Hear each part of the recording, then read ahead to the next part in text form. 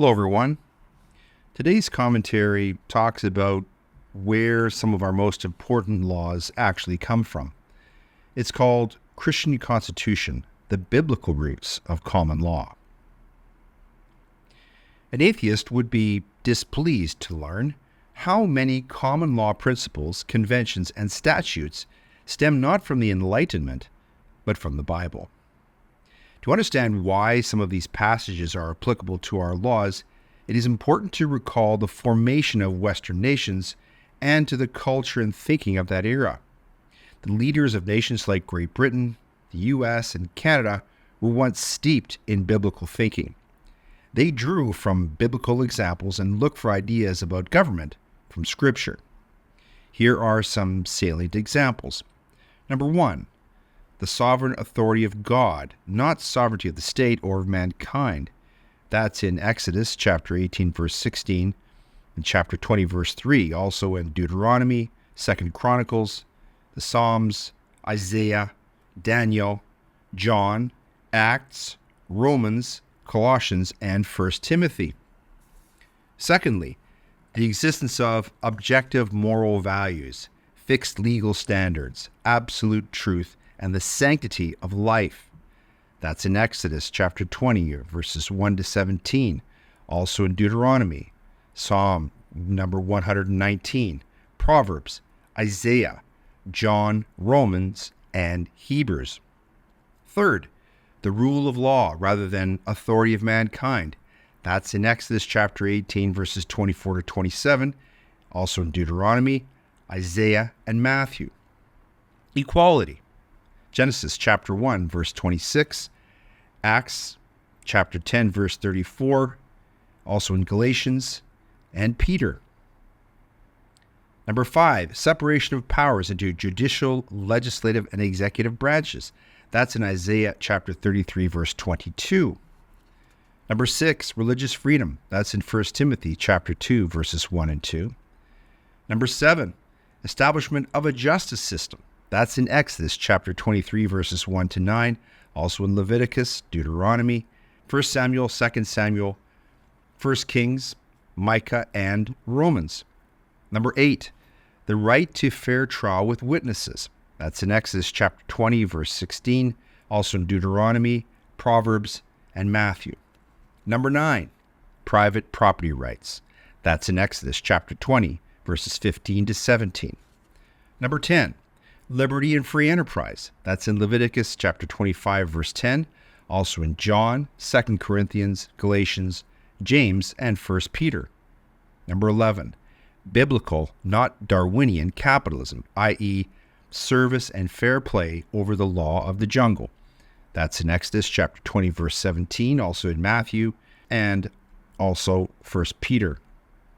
And finally, the concept of restitution.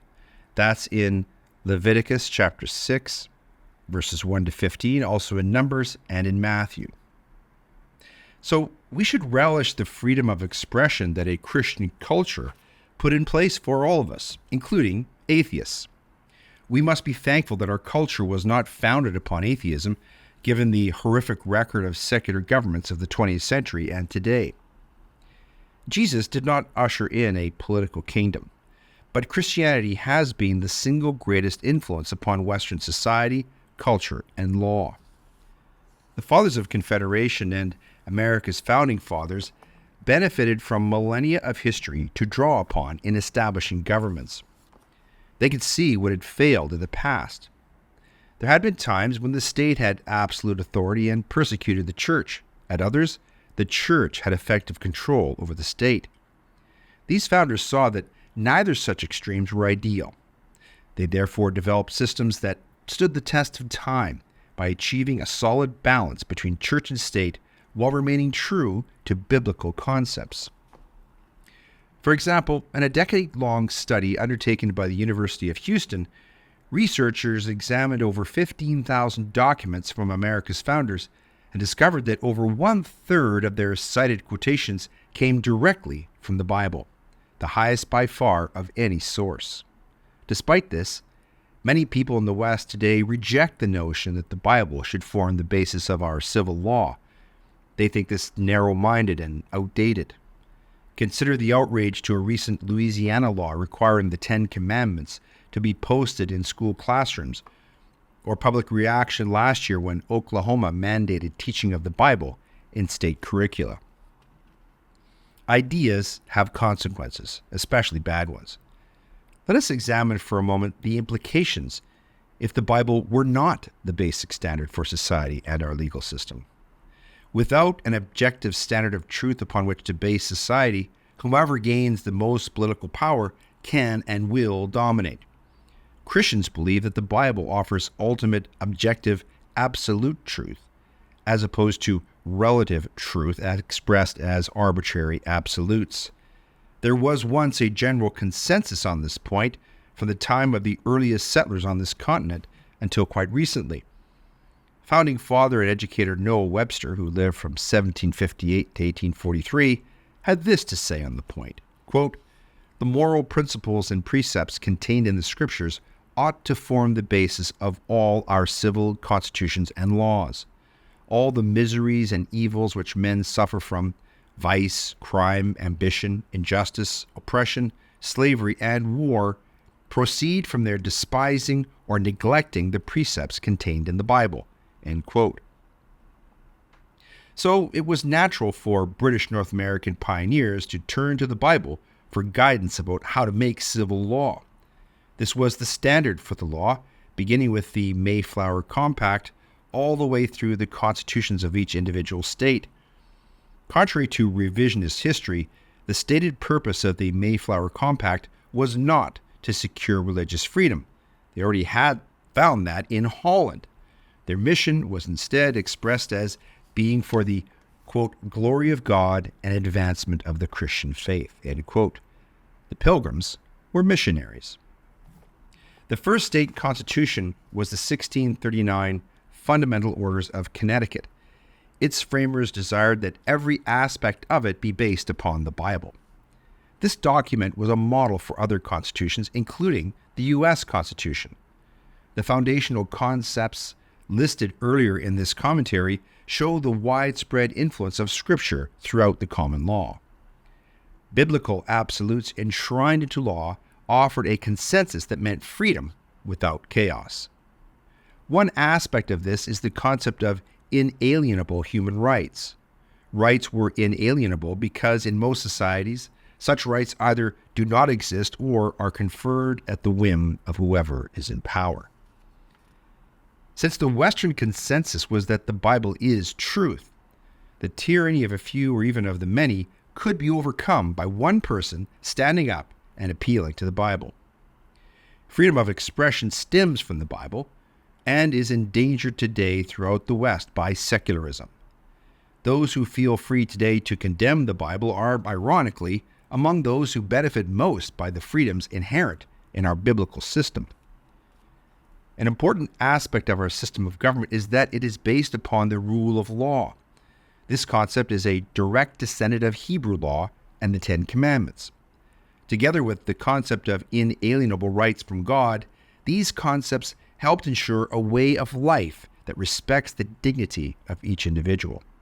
The combination of these biblical concepts is a foundation of democratic government that helps subjugate political power of would-be tyrants.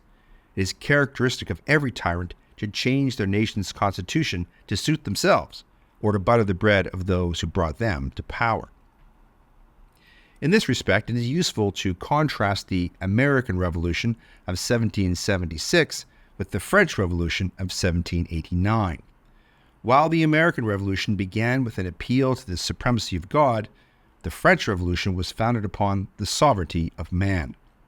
The French movement was a product of Enlightenment philosophy, which specifically attempted to replace biblical Christianity with human reason as the ultimate standard of truth, of reality, and of law.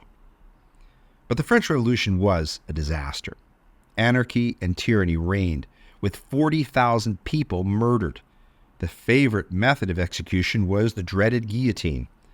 Their new constitution lasted all of 2 years. France had 7 constitutions during that time.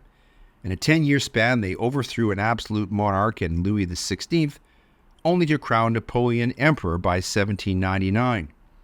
Another important aspect of America's Constitution is that it has as its basis the distinctly Christian idea that we are inherently sinful. The Christian founders of the U.S., 50 out of 55 of them, and Canada understood this truth. It has been said that 16th century Protestant reformer John Calvin, the theologian most associated with the biblical doctrine of human depravity, was the single most influential person to the U.S. Constitution. Consequently, the founders built into the Constitution an elaborate system of checks and balances. This is evidenced in the horizontal plane of executive, legislative, and judicial branches of government, and also in the vertical plane of federalism, setting out state or provincial powers versus federal jurisdiction. Other systems are based upon the idea that mankind is basically good, or at least corrigible by law and education. This is the basis for communism, as well as the religious states of Islam. However, state governments founded upon these utopian ideals always fail and are particularly repressive and even murderous to their citizenry. They end up as police states which routinely abrogate individual rights. One of our essential constitutional rights is equality. The concept of universal human rights and equality comes exclusively from the biblical ideas that we are created in the image of God and from Christ's sacrifice on the cross to save us all. These concepts were unknown to history outside of biblically based cultures. There are, however, two areas in which our Western system of laws can be faulted. Number one, racial slavery, and number two, ruthless wealth inequality. However, both of these actually arise from failure to follow biblical Christianity. A few comments about slavery are important here, since so many people today throw this in the face of Christians. Racial slavery is not a biblical concept. Yes, a form of slavery, indentured servitude, is condoned in the Bible, but this was a method by which debtors could repay creditors, and not what we think of as racial slavery. In fact, the Bible specifically condemns the slave trade. See Exodus chapter 22, verse 16, and 1 Timothy chapter 1, verse 10. The Bible offers a unique framework for people as equals, the Imago Dei. We are all made in the image of God. This is in Genesis chapter 1, verse 27, and are equal in God's sight. That's in 1 Corinthians chapter 12, verse 13, and in Galatians chapter 3, verse 28. Interestingly, race is never once mentioned in the Bible. In his book entitled Why You Think the Way You Do, historian Glenn Sunshine explains that, quote, Christians were the first people in history to oppose slavery systematically. Early Christians purchased slaves in markets simply to set them free, end quote. Now, most are under the false impression that America's founding fathers overwhelmingly supported racial slavery. This has been debunked by many historians, most notably Barton. Professing Christians who held slaves prostituted the Bible by letting culture influence their faith, just as some do today on issues such as LGBTQ rights and abortion. Yet, the abolition movement was fundamentally Christian. Slavery was stopped in England largely due to the tireless advocacy of an evangelical Christian named Lord William Wilberforce, who was a close friend to then Prime Minister William Pitt. Through Lord Wilberforce's work in British Parliament, England ceased the slave trade in 1807 and abolished it totally in 1833. There was no leader like Wilberforce in the U.S. until Abraham Lincoln arrived on the scene in the 1860s. The other systemic problem in Western culture has been unequal wealth distribution. The Bible does not seek to produce equality of outcomes. We are all created equal and have an equal opportunity to pursue our dreams, but are not expected to all live equally. Industrialization of the West brought great wealth to a fortunate few, while others were exploited. It can thus be argued that the working class was victimized to a degree in the early days of the Industrial Revolution. Subsequently, laws have been passed to protect workers, including protection of the freedom to associate and form trade unions. Christianity is integral to capitalism because it places a moral restraint upon our actions. If we feel that there is no consequence to our actions beyond civil law, then we are less constrained to treat others fairly. Conversely, Christians have a moral restraint because we believe that we are ultimately accountable to God for our actions, and by the Lord's second commandment to love our neighbors, even our enemies.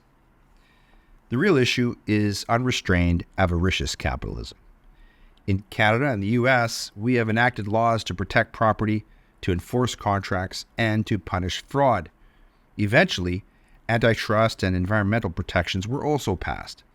Such laws are consistent with biblical capitalism or Christian capitalism as distinct from Darwinian capitalism.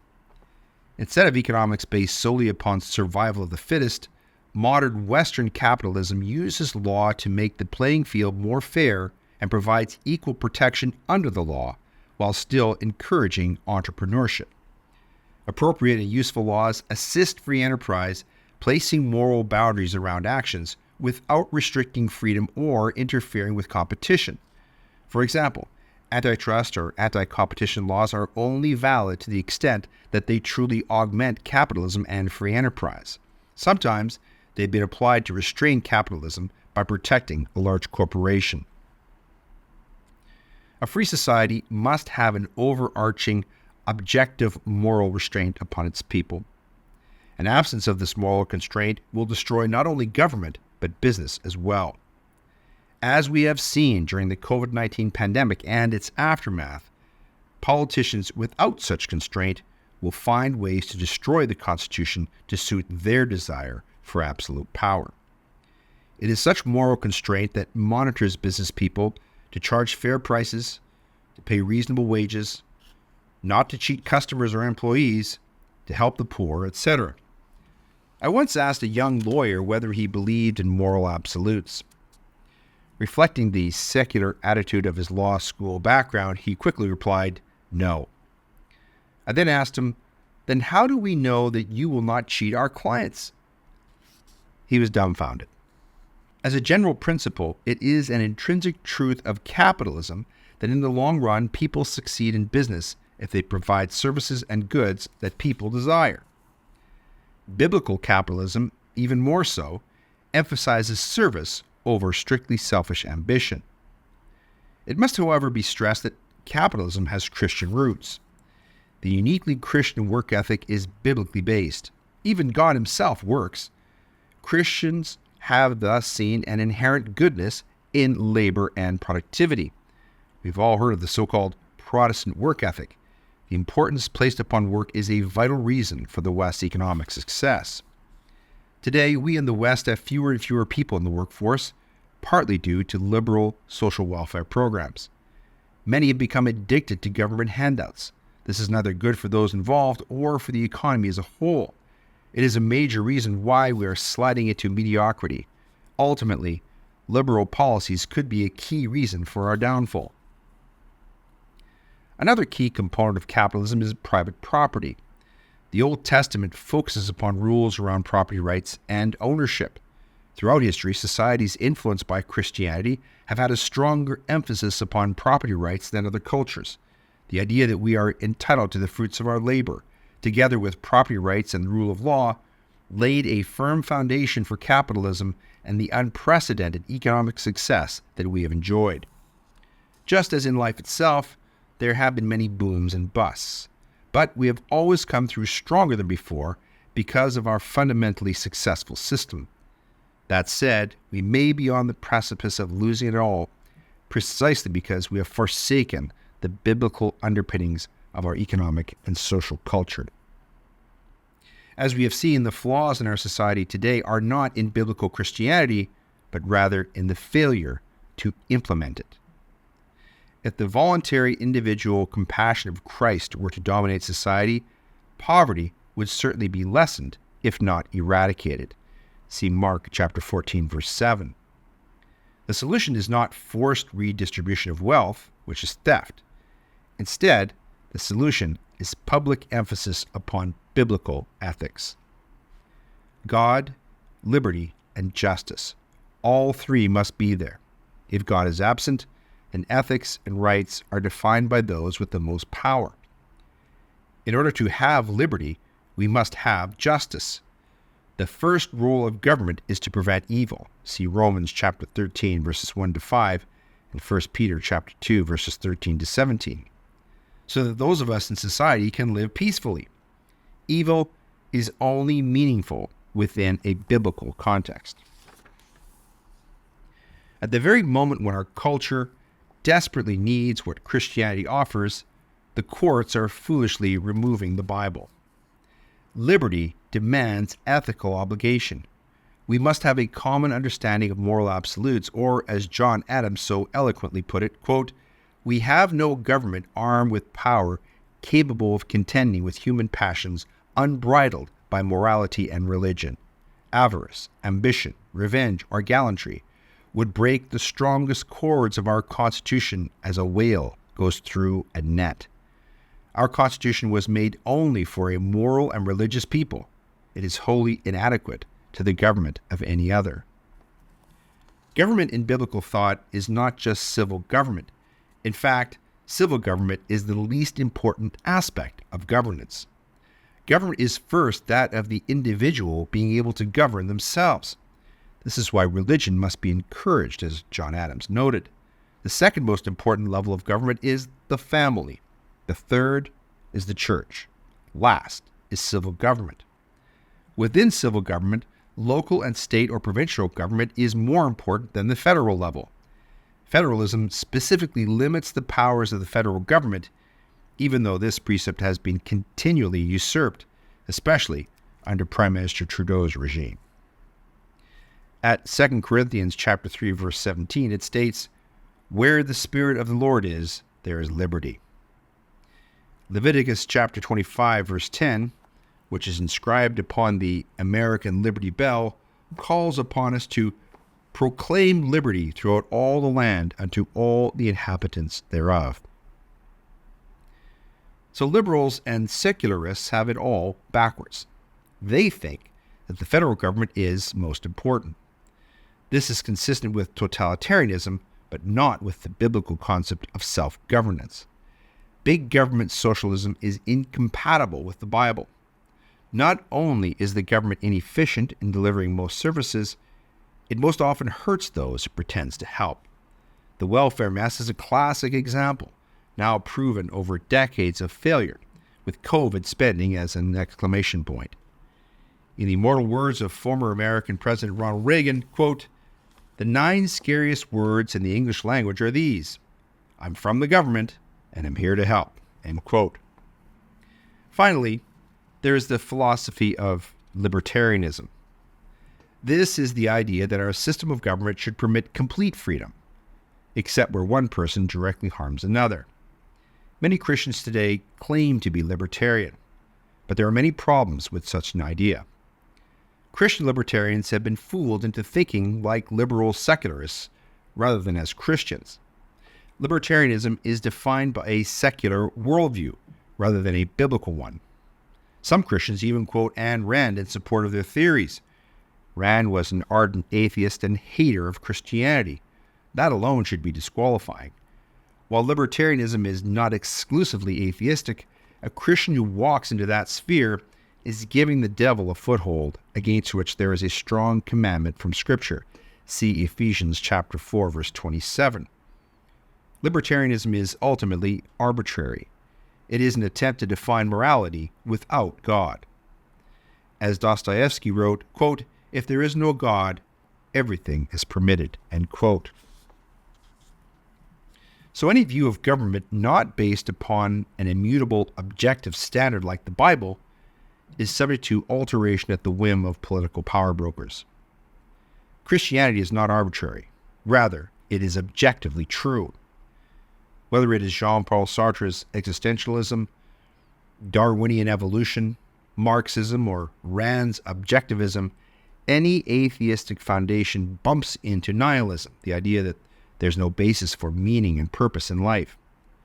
Despite attempts to meld it with biblical Christianity, libertarianism inevitably interferes with Christian reliance upon faith as the sole lens through which to view the world. Libertarianism is a non-religious philosophy. Consequently, it can be a dangerous diversion for the Christian and insidiously damages our faith. Our compassion as Christians demands that we institute biblical values in society. What other basis for a successful and compassionate society could possibly be better than the Bible? Who are you going to go with? Ayn Rand or Jesus, who allowed no human partner? We are either with him 100% or we are against him. See Matthew chapter 12, verse 30. The clear message to Christians and non-Christians alike is this: if you seek true freedom, a vigorous economy, and a compassionate society, then the answer is biblical Christianity. As Dinesh D'Souza notes in his book, What's So Great About Christianity, quote, Christianity enhanced the notion of political and social accountability by providing a new model, that of servant leadership.